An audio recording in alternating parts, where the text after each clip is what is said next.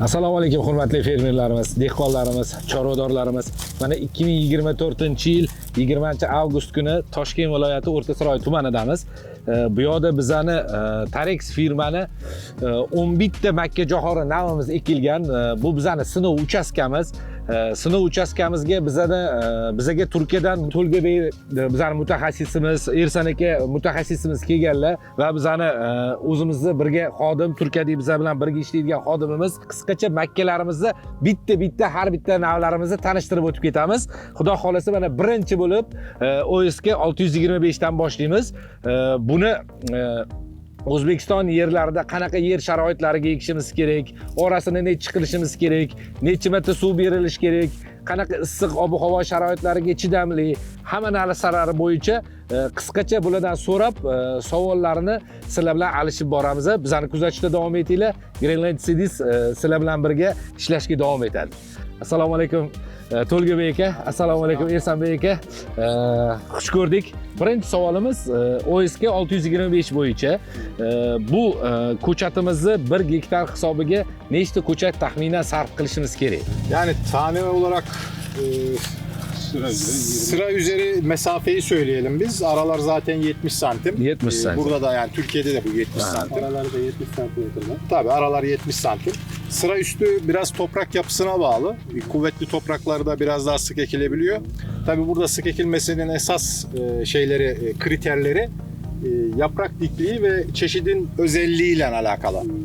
625 çeşidimizi biz çoğunlukla 18 santim ve üzerine tercih ediyoruz. Birazdan göreceğiz, başka çeşitlerimiz var. Onlar 14 santime kadar kuvvetli topraklarda ve su varsa tabii ekebiliyoruz. 625 için genelde 18 santim ve üzerini tercih ediyoruz. 625 Faosu 620 grubu bir çeşidimiz. Yani orta erken, orta geççi diyebileceğimiz bir çeşit. 625 bu 18 santimetre aralıkta ekilmesini tavsiye ederiz. Bu daha da toprakla daha verimli olabilmesi, toprağımızın kuvvetine. Ko'chat sarfini tuprog'imiz quvvatiga qarab turib aniqlashimiz kerak bo'ladi. Bu makkajo'xorimiz 620 FAOga mansub. Bitta narsani biza anglashimiz kerak. Har safar biza so'raydigan narsamiz yerni bal bonitetidan kelib chiqqan holatda biza ko'chat sarfini ham rejalashimiz kerak bo'ladi. Agarda bizlarda yer bal boniteti baquvvat bo'ladigan bo'lsa, yaxshi bo'ladigan bo'lsa, ko'chat orasini 16-18 santimetr qilsak bo'ladi. Agarda yerimizda quvvat kamroq bo'ladigan bo'lsa, 20 santimetr qilganimiz maqsadga muvofiq bo'lar ekan. Keyin bu navimizda yana bitta qulayligi, bu navimizni ham changlanishida bo'ladigan holatlari bo'yicha ham biz qisqacha so'rab o'tamiz. Issiq ob-havo sharoitlarida bu changlanishga qanaqa o'zini ko'rsatadi? Bu bo'yicha bir savol bersangiz. Sıcak hava döneminde bunların tozlanması nasıl bir durumda olacak? Zaten bu sene herhalde buralar sıcak geçti. Aha. Daha önceki sohbetlerimizde anladığımız kadarıyla hava sıcaklıkları 40 derecelerin üzerine çıktı. Mısır için aslında 30-32 derece ideal hava sıcaklığı. En iyi gelişimini 30-32 santigrat derecelerde gösterir.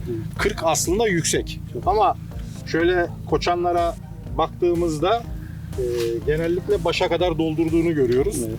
Başa kadar doldurması zaten tozlanmada fazla etkilenmediğini gösteren temel unsur. Demek ki burada tozlama problemi olmamış. Bu sene gördük Özbekistan'da 40 derece ab-hava faaliyetini gördük.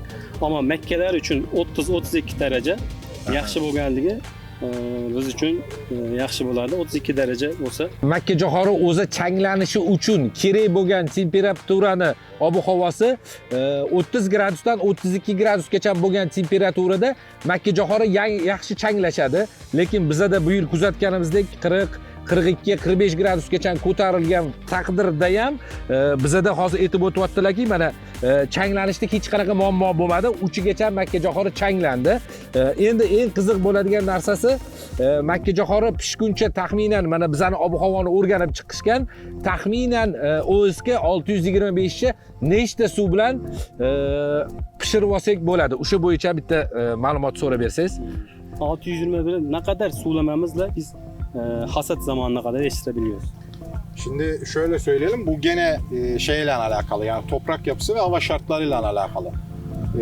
Mısır su istedikçe aslında su verebilmek lazım. Mesela Türkiye'de 11 suya kadar su veriliyor bazı bölgelerde. Bazı bölgelerde bu hiç verilmiyor, yağış alan bölgelerde. Bazen bir suyla, iki suyla geçilebiliyor ama değil mi Ersan Bey? Yani özellikle Çukurova taraflarında, İzmir'in çok sıcak bölgelerinde 8 su, 10 su verilmesi gerekiyor. Burada önemli olan kritik dönemler var. O kritik dönemlerde suyu kaçırırsanız veriminiz illaki düşecek. Hangi çeşit olursa olsun. Yani Faosu, erkenci, geçci veya çok iyi çeşit, çok verimli çeşit olup olmamasına göre değil. Su dönemleri, tepe püskülü öncesi, tepe püskülü tozlaşma öncesi en kritik dönemlerden bir tanesi. Süt olum dönemi öncesi en kritik dönemlerden bir tanesi. Buradaki su kayıpları verimi %50'ye kadar düşürür. Siz orayı kaçırdıktan sonra bir daha o verimi yakalaması için ne verirseniz verin oraya kadar çıkmaz. Dolayısıyla kritik dönemlerde suyu vermek lazım. Onun haricinde şöyle söyleyebiliriz. İlk suyu mümkün olduğunca geç vermeye çalışmak lazım. Kök biraz suyu arasın. Ama bu bitkinin susuz kalıp da sararıp solması anlamına da gelmiyor tabii. Burada şöyle bir şey söyleyelim. Şu yapraklar sabahın erken saatlerinde kapanıp akşamın geç saatlerinde açılıyorsa o zaman tarlayı bir takip etmek lazım. Hava sıcaklığından mı, toprakta su bitmiş ondan mı? Şimdi bu öğleyine doğru kapanıp akşama, öğleden sonra ikindi döneminde akşam üstüne doğru açılıyorsa muhtemelen hava çok sıcaktır. Ama sabah saatlerinde kapanıp akşam saatlerinde açıyorsa toprakta su bitmiştir. Acilen su vermek lazım. Çünkü bitki susuz kaldığında su kaybetmemek için stomalarını kapatır. Stomalarını kapatınca da yaprak şöyle içe doğru bükülür. Bu bitkinin su isteğini göstermesi açısından kritik bir dönemdir. Biliyorsunuz 4 dönem var aslında kritik ama hava ve toprak şartlarına bağlı olarak sulama kaçınılmaz. Bir de ben bir şey ekleyeyim isterseniz. Özellikle mısır düşünülenin aksine yaklaşık 40 santimetre boyundayken koçan taslağı oluşur. O dönemki bir stres hasattaki verimi çok etkiler. Özellikle bu traktörün girdiği üst gübresini attığımız dönem mutlaka suyu verebiliyorsak verelim. Çünkü o dönem koçan taslağı oluşur. O verimi çok etkiler. Bir teknik bir bilgi daha vereyim. Özellikle imkan varsa püskül döneminde, toz döneminde, havanın sıcak da olduğu dönemde sulama yapabilirsek o ortam nemini yükselteceği için özellikle koçan püskülünün daha uzun süre nemli kalmasını ve poleni almasını sağlar. Bu da tozlamayı büyük oranda daha başarılı kılar. O dönem kuru kalacak polen çok çabuk. Mesela bu 7 gün, 6 gün nemli kalırken ikinci, üçüncü gün rüzgarla da kuruduğu an o polen olsa bile onu alamayacaktır. Özellikle yani tozlamanın olduğu dönem mutlaka sulamayı öneriyoruz. O dönem çok kritik. Baribir bizga bu sulama ko'p bizga taklif qilishyapti. Ba'zi bölgelerde Türkiye'de 11 martagacha suvlash usullari bor, ama Makka doim suvni istaydi. Akamiz aytib o'tgandek 40 santimetrga kelganda makkamiz sota olishni boshlaydi. O'sha paytda suvlashni tavsiya qilishyapti. Keyin Makka uzayib tozlanish vaqtiga kelganda o'sha paytda suvga e'tibor berib oltin namini ushlab tursak, Makkadagi verimliliklarimiz, hosildorliklarimiz yaxshi bo'ladi. Hosildorlik yaxshilanadi. Hurmatli dehqonlarimiz, bu yerda yana bitta narsaga to'xtalib o'tamiz. Makka jo'xorini bayi bujmayishi bo'yicha birinchi ma'lumot. Birinchi makka jo'xoriga mana misol yerga ekib makka jo'xori 40-50 santimetrga yetgandayoq agar suvda muammo bo'ladigan bo'lsa, makka jo'xorimiz changlanishda katta farq beradi.